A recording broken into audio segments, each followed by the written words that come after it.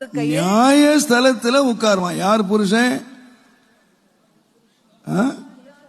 குணசாலியான ஸ்திரீனுடைய புருஷன் எங்க உட்காருவான் அப்படின்னா நியாயஸ்தலத்துல மேல உட்காருவான். ஒரு ஹையஸ்ட் பிளேஸ்ல உட்காருவான்.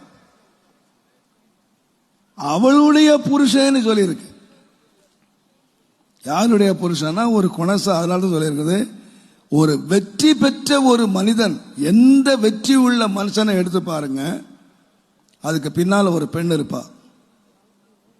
அதே வேளையில மண்ணகவன மனுஷன் பின்னாலே பாருங்க, அவன் பின்னாலே யார் தான் இருப்பா?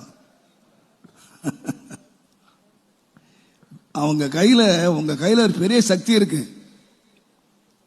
உங்க வீட்டுக்காரரை நிக்கவும் வைக்கலாம், உங்க வீட்டுக்காரரை தரையோடு தரையா.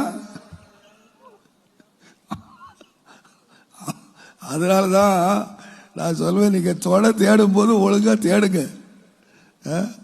சிவப்பா இருக்கா, ஹைட்டா இருக்கா, வெயிட்டா இருக்கா, அதெல்லாம் பார்க்காம இந்த துணையை நம்ம கட்டுனா நம்ம நிமிர்ந்து நிக்கலாமா, குனிஞ்சு நிக்கலாமா? நம்ம நிமிர பண்ணுவாங்களா இல்ல கவர்த்தி விடுவாங்களா? தேவனுடைய நாம துணை என்னதுக்கு, எதுக்கு ஆண்டவர் கொடுத்தாருன்னு கேட்டீங்கன்னா, நம்முடைய வாழ்க்கையில நாம நிமிர்ந்து நிக்கிறதுக்கு, ஒரு உயர்ந்த இடங்களிலே உட்காருக்கு. எங்க சரித்திரங்களை வாசித்து பாரு. வெற்றி பெற்ற ஒரு மனிதனுக்கு பின்னாலே ரகசியமாக ஒரு பெண் இருக்கிறாள் என்பதை நாம் மறந்துவிடவே கூடாது. தேவனுடைய நாமத்துக்கு மகிமை உண்டு. அதனால உங்களுக்கு ரொம்ப சக்தி இருக்கு. அதை சரியா பயன்படுத்திட்டீங்கன்னா உங்க வீடு நிமிர்ந்து நின்றோம்.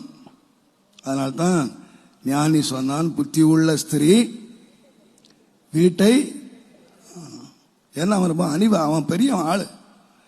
ஏன்னா உலகத்திலேயே அவனை போல ஒத்த ஒரு ஞானம் உள்ள ராஜா இந்த உலகத்திலே இல்லை. அவனையே கவர்த்திட்டது யாரு? யுத்தங்களை நடத்தி ஜெயத்தை எடுத்தான், எதிரிகள் முன்னால் நின்றுட்டான். ஆனா குடும்பம் கவர்ந்தது எங்கன்னு கேட்டீங்கன்னா, அவங்களுடைய லைஃப் கவுந்தது எங்கன்னு கேட்டீங்கன்னா ஸ்திரீகள். அப்போ உங்க கையில ஒரு பெரிய சக்தி இருக்கு. அதை நீங்க நன்மையா பயன்படுத்தணும். உங்களுடைய கணவனுடைய உயர்வுக்கும் அவன் சபை நடுவிலே நிமிர்ந்து நிற்பதற்கும் உங்கள் கையில ஒரு பெரிய சக்தி இருக்கு. அதை நீங்க பயன்படுத்தணும். அதை நீங்க தவறாக பயன்படுத்தி விடக்கூடாது. தேவனுடைய நாமத்துக்கு மகிமை கனமும் உண்டு.